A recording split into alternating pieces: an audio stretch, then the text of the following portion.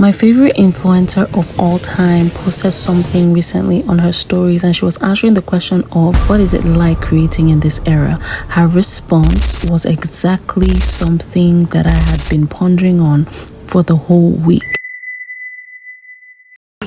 So I am currently in my luteal phase, as well as I have like a couple of projects to complete.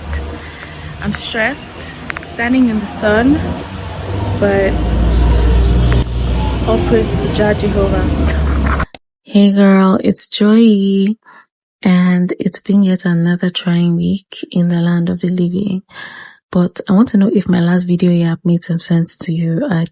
Tell me in the comments what you think about, the lessons from 2025 and what are your own lessons from the past year or this year, right?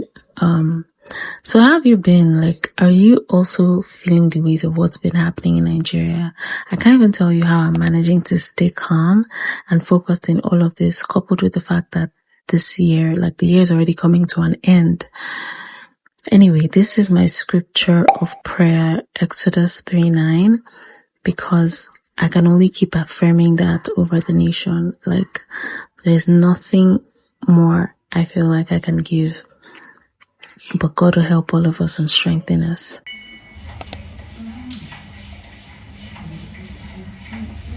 So Asiyami Gold, my all-time fave, if you know, you know, posted her answer to the question, what is it like creating in this era?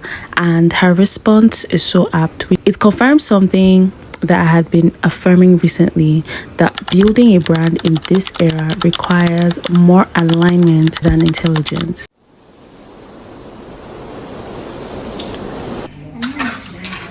I am heading out.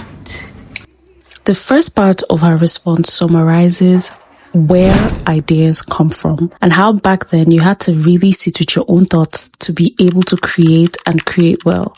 And this is so true. I've been creating content for over about 10 years that includes blogs, newsletters, every form of content you can think about as other than video, generally to share updates with my community and talk to people that I care about.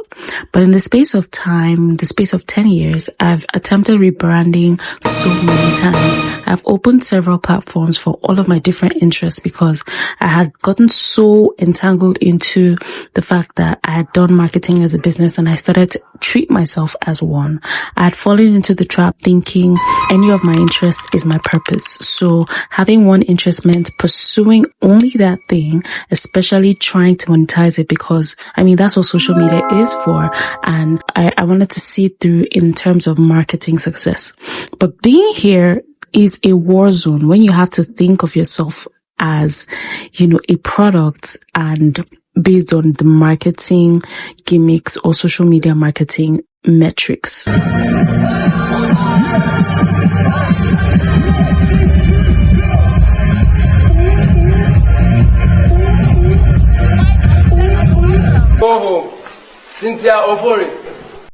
The second part of her response emphasized discernment and technology. Over the years, this war zone that I just spoke about, the war zone of thinking of yourself as a business or as a product, that war zone gets tighter with new technology and more exposure that we get to information. I had so much fun!